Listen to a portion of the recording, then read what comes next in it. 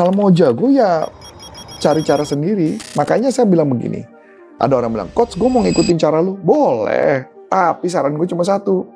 Kalau udah jago tolong switch. Kalau nggak lu akan jadi pengekor gue terus. Karena ibaratnya kayak ya diri kita bukan dirinya dia gitu. Exactly.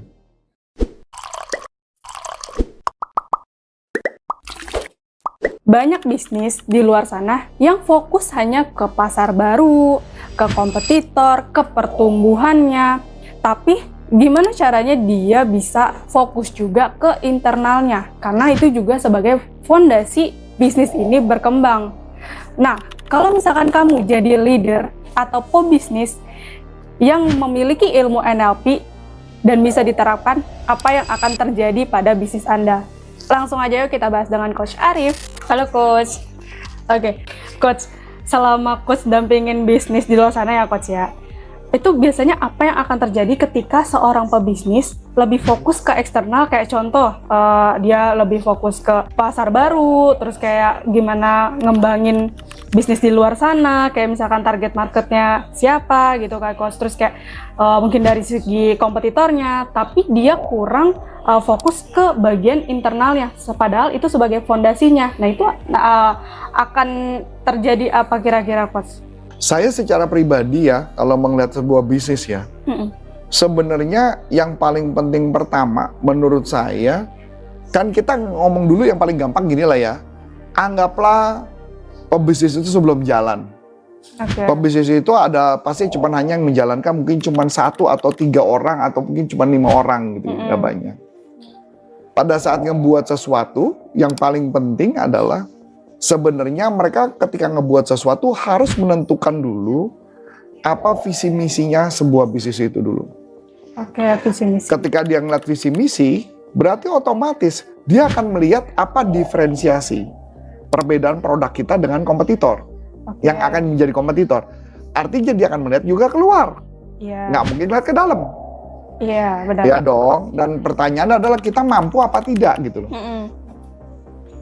Nah, setelah itu dia akan melihat, karena kalau ditanya, di bagian internal maupun eksternal, dua-duanya sama-sama berguna. Tugas kita hanyalah bagaimana memperkuat di setiap bagian lini kita, bagaimana mengembangkan bisnis. Mungkin kalau mama bahasanya saya coba revisi, bukan internal eksternal, tapi ngelihatnya adalah, kalau bahasa saya ngelihat strength-nya kita apa, kekuatan kita apa, kelemahan kita apa. Saya ambil contoh lah paling gampang. Ini kejadian dengan saya gitu ya. Misalkan contoh waktu ketika saya masih mengajar hipnoterapi. Ketika saya ngajar hipnoterapi, kekuatan saya adalah apa gitu kan. Ketika saya kekuatannya apa dan sebagainya, saya ngelihat kompetitor saya atau teman saya nyebutnya bukan kompetitor, tapi teman saya ngebuka bisnis yang dimana dia punya modal yang sangat besar membeli sesuatu yang dimana saya tidak mungkin membeli itu karena terlalu mahal. Otomatis kalau saya fokusnya terlalu eksternal, apa yang terjadi? Saya jadi panik. Saya jadi takut. Maka yang terjadi, saya ingat banget setiap kali ada perubahan dari dia, saya panik tuh. Setiap dia move, saya panik. Setiap ada move, saya panik. Daripada saya pusing itu semua, saya fokus aja apa kekuatan saya. Di kekuatan saya itulah yang saya kembangkan. Oh, satu, saya kalau mengajar detail, spesifik.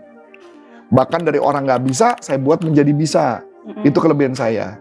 Karena saya ngelihat ada orang yang jago banget melakukan hipnosis, baru disalamin, tuk tidur gitu ya orang, kita bingung. Kok tidur? Dia diapain? Nggak ada yang tahu.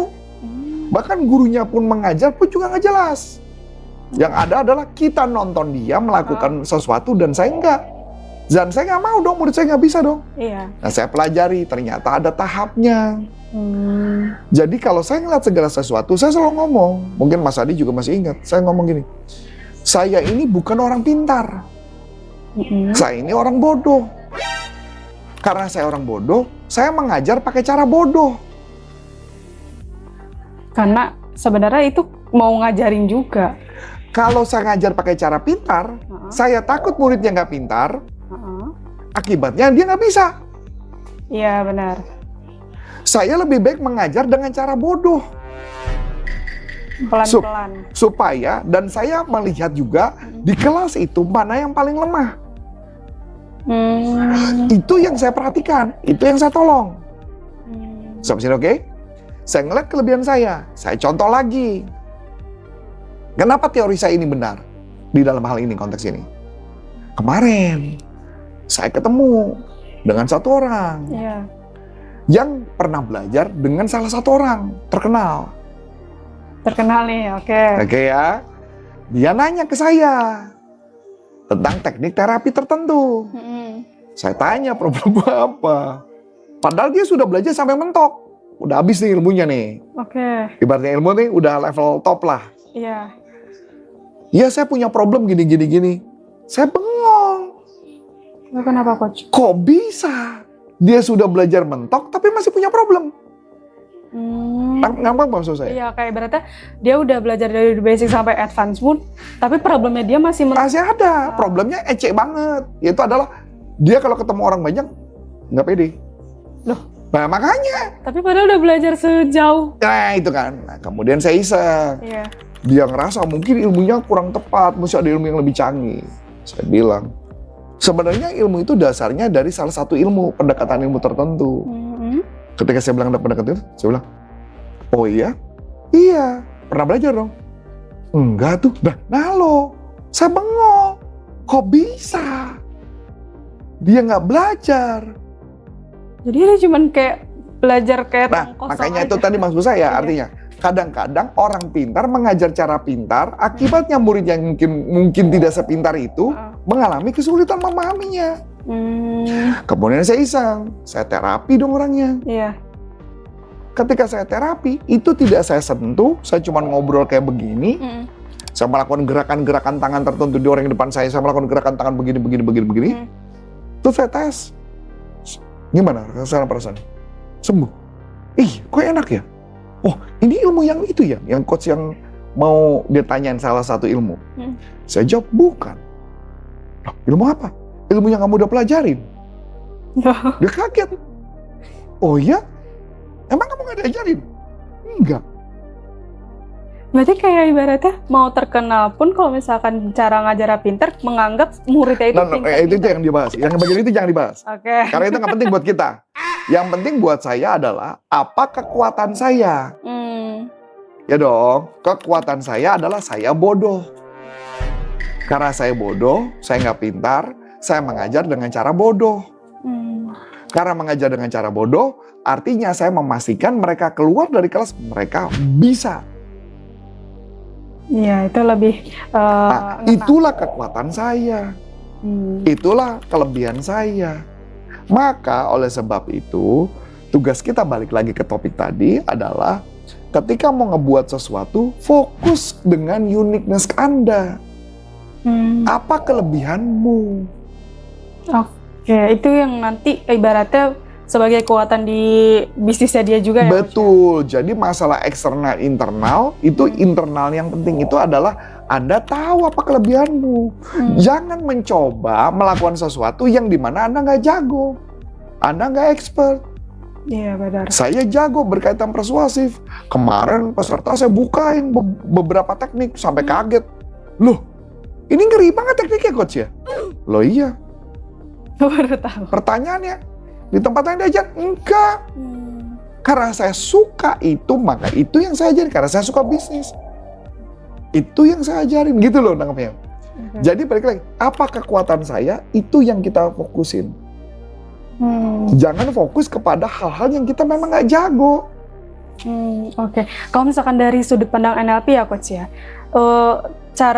kadang kan manusia tuh kayak nggak tahu kekuatannya tuh di mana gitu. Sebenarnya kalau misalkan kita sebagai pebisnis pun kadang kayak masih yang 50-50 lah. Sebenarnya ini kekuatan apa bukan sih kayak gitu. Nah, kalau misalkan dari NLP, apakah kayak ibaratnya bisa jadi kita tahu nih, oh sebenarnya ternyata kekuatannya di sini gitu.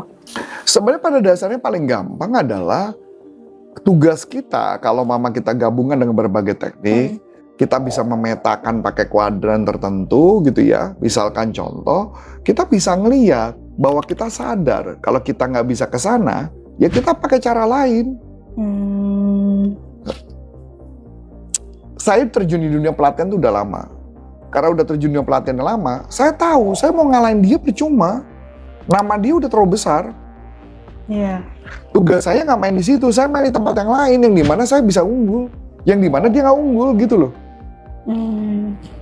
Jadi semua orang punya kemampuan masing-masing gitu loh. Ada orang yang ganteng gitu, yang pengajar ganteng, saya kagak ganteng gitu kan. Ya udah pilih aja market yang memang pasti saya unggul, yang dimana mereka nggak bisa. Tugas kita hanyalah memetakan persepsi di mana kelebihan kita. Saya nggak perlu ngejar dia, ngapain? Iya benar. Kalau misalnya ngejar, ibaratnya ngejar yang sekiranya gue bisa nih kayak dia gitu, itu bakalan bikin lelah prosesnya nggak sih? Betul, makanya lebih baik saya punya unggul di bidang tertentu.